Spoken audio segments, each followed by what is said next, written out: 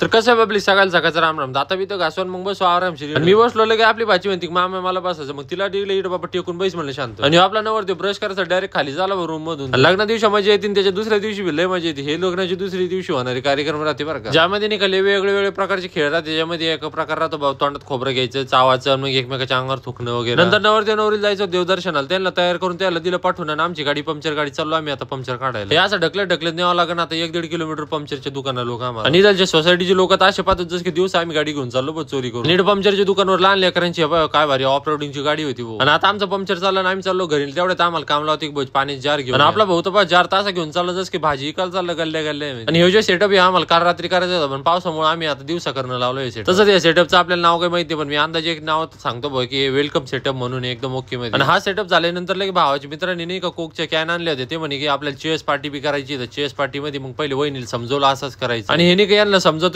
15-20 मिनिटं गेले की तुम्हाला करणं काय, पण यांना नाही समजलं. मग आपल्या भावाने त्याच्या मित्रांनी घेतलं निर्णय. फायनली यांची चेस पार्टी बी झाली. तो व्हिडिओ मी शूट करू नाही शकलो, पण तुम्हाला समजून घ्या भाऊ शूट ओके मध्ये व्हायली तो व्हिडिओ.